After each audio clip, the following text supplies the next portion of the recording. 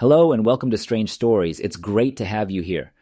We are all about sharing stories of near-death experiences from around the world in the hopes of bringing some light and inspiration to your day. Our daily videos offer a glimpse into what lies beyond this life, and we believe that they can help us all appreciate the gift of life a little bit more. If you enjoy our content, please consider liking, subscribing, and hitting the notification bell to stay up to date on all of our latest videos. Your support means the world to us and helps us continue to grow. And to our returning viewers, welcome back. We're thrilled to have you with us again. So go ahead, grab a cozy blanket, get comfy, and join us for today's incredible near-death experience story. Hello, my name is Adriana Valdespino. Okay, so I'll dive right in. I'm going to leave a lot of details out, but if anyone contacts me in the near future, I'll be happy to share. It's taken so long for me to grasp this entire experience that I honestly thought I was going insane at one point. And because it's not of this world, most of us, including myself, are unable to comprehend something so incredible. But, in any case, I'm going to dive right in. I've worked in healthcare for many years, specifically hospice. And I'm going to start at the beginning. And I come from a big family. I have many brothers and sisters, and I'm a survivor of child sexual abuse. And I say that because, for the majority of my life, I've been depressed and anxious and PTSD and all the other things that go with it. However, as I've gotten older, I've learned to cope a little better without the use of substances like pills or alcohol. That's what most people, including myself, do to self-medicate. But I've been good. I've been free of anything for about a year, so I'm quite pleased with myself. Anyway, everything began because I began praying in my experience. It is unique to each individual. Of course, I began praying, and I kept telling my ex-husband that something would happen. Something will take place. And I kept doing it for a while, and it worked. So what happened as a result of suicide? So, I'd been contemplating suicide for a while, but I finally decided that I was going to do it. I wrote a few letters to various people, and finally, that day, it was in the morning, and I had prayed about it all night. And I was prepared that morning. So I went into the bathroom and I had a razor blade. And I went into the bathroom and I slit my left wrist with my right hand. And, well, I'm not sure. I lost track of time. But I can describe it as if a bullet went in through the top of the crown of my head and then down my spine. And as it hit the bottom of my spine, it shot up and out of the top of my head. That, I believe, was my soul. I've understood and read many books, and I've heard how it's a beautiful experience for most people who have an ND, and that wasn't the case for me because mine was self-inflicted.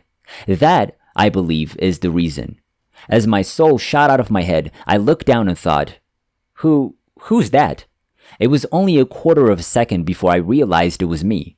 As silly as it sounds, I was staring at myself. Wow, I thought, I really need to lose some weight. I know it sounds ridiculous, but that was my human thought. Then everything went crazy. It was as if I were a balloon. You know how when you let go of a helium-filled balloon, it kept bopping in the ceiling? That's exactly how I felt. I was only passing through. That is what I believe is referred to as a limbo. I had no idea. I couldn't figure it out. I knew I wanted to return, but I couldn't. And at that point, the storm will arrive with all the clouds piling up and just like a really bad rain or even something worse. When I looked up, it began to twirl, like a just something twirling. I still can't find the words to describe it exactly, but it was like a wormhole. And I don't remember thinking as I looked up that I should go through that tunnel. No, I don't recall.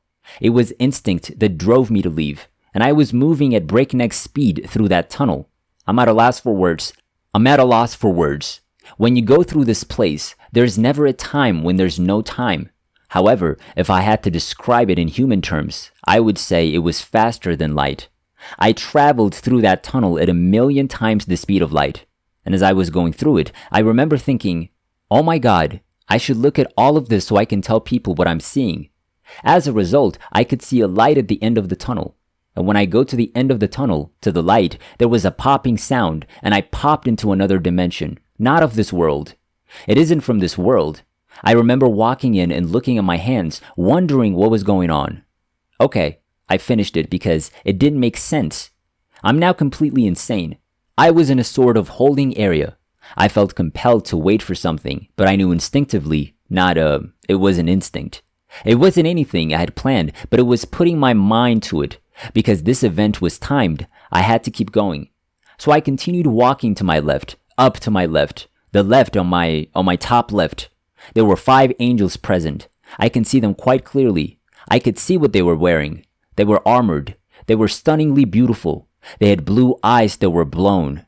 I rubbed my eyes as I looked at them. Okay, this isn't real, I was thinking. I kept staring at him. Okay, this isn't real, and I kept reaching out to touch my hands, but I wasn't like this before. I was like, this isn't real. I felt so light. I was kind of like a feather, and I thought to myself, I'm crazy. So I was rubbing my eyes and looking up, and then all of a sudden, if I had to put it into words, it was like when you click on an app on the computer and it starts to download, and then you're waiting, and all of a sudden, all of that information comes in, and that's how I knew something was going on. Information was being downloaded, and I remember closing my eyes and feeling all of this coming inside my soul. And when I opened my eyes, it was as if a blindfold had been removed. It was as if I'd been lost my entire life, and when I returned home, I recognized these angels. They were like family to me. I knew them before time began, before I even existed. It was as if these people had known me before I existed, before I became somebody. Some of these words just don't make sense, and I really don't know how to put it in any other way. And I looked at them and smiled, and I was so happy, a happiness and love and security that I can't even describe. It was as if you were breathing in and exhaling love, something not of this world, but it was time. So I had no choice but to keep going, so I just kept walking as I was. When I looked up at the sky, I noticed white doves flying around, and at the time, I was going through a very bad divorce, and I remember walking through the hall, and as I walked through the hall, it was my house. Then I realized, wow. So I looked around the room and saw my ex-husband kneeling and praying. I could understand everything he said. He was pleading with the Lord not to let her die. Please, make her comfortable. And I was wondering what he was on about. And then I saw him, and he was stunning, with a halo around him. And then I realized, wait a minute, I can't stand this guy. Why does he have such a lovely face? So that part I don't understand, but I remember going back and forth between my real thoughts as a human and my thoughts being in this place where they were pure and loving. So yeah, I saw him, and he was stunning, but I had to keep going. And as I went around the door from my bedroom to the hall, it turned into another dimension, as if I was going from one world to the other. I knew this sounds crazy, but it's just how it was at the time. And as I went through the bathroom, it was another dimension again, and I could see a beautiful, beautiful chair ahead of me. There's a lovely chair here. It looked like a throne. It was where a believer, God, sat, but I didn't see anything but a chair. I recall getting close to the chair and thinking, oh, I should look at this. I also touched the wood. It wasn't made of wood. It was something from another world. And inside the wood, I remember seeing rubies, diamonds, gold, and all these other things that I can't describe because they're not of this world.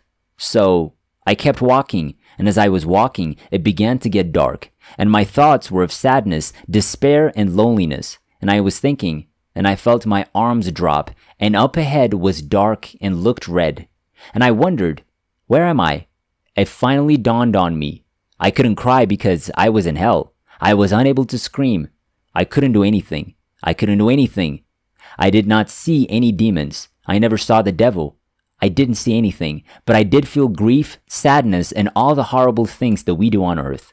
And I don't recall thinking, well, I should pray so I can get out of here, out of instinct. That's something I don't recall. I remember kneeling in my forehead out of instinct. I remember putting my forehead on the floor and raising my arms saying, Jesus Christ, if you exist, please help me. That's what I yelled as loud as I could, and with my eyes closed because I was filled with despair and grief, and as I did so, I felt warmth, light, and something I can't explain, something I'll never forget, the most beautiful experience I've ever had in my life. And as I opened my eyes, I saw the feet of Jesus Christ. I noticed his feet and his trunk, and he rescued me from hell, and he returned me to heaven, and I realized that all the times I tried to take my own life, he knew. He knew I was doing it all these years. I lost count of how many times I tried, but Jesus knew everything. And as I climbed back up, I remembered seeing the sky and being overjoyed. I'd never been happier than I was that day. But I was told I could stay. I had to return. I had to return to Earth. And please remember, I didn't want to come back, but here I am. That's just a quick way for me to tell my story, my experience, so that I don't bore anyone. I know we don't like watching videos that are too long, but that was my experience, and it took me a long time to wake up. I mean, it literally took me years to get to where I am now. Years to improve. Because my mind wasn't okay. Because I couldn't understand how. And I'm sorry for crying.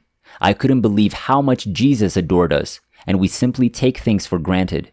And the point I'm trying to make that I realized in that place that I'm supposed to make to other people is that suicide is not an option. Do not attempt it. Do not attempt it. Being here on Earth is not easy, but no one said it would be, and we're all here for a reason. And I'm not attempting to persuade anyone to believe in Jesus or God. And I'm not sure. I simply know that's what I believe in. What helps me every day to cope with life's ups and downs, because life is difficult. But I really want to emphasize that suicide is not an option. We're all just passing through. We won't be here forever, and a lot of people told me, you just hit your head or you're crazy. But I know what I saw and what I believe, and I know what I saw was real, and I consider myself extremely fortunate to have witnessed it. And I do share it with people who like to listen to me and who ask me. I used to try to say, oh, tell people what I saw, but now I only do so when asked, and I'm very fortunate. And I know this video is crucial, and I hope it is released. Okay, and if anyone wants to reach out, I'd be happy to share my story with them because it's something I consider very fortunate that I went through. And yeah, it's my day off today. Thank you so much, everyone. God bless you, and again, thank you very much. Adios.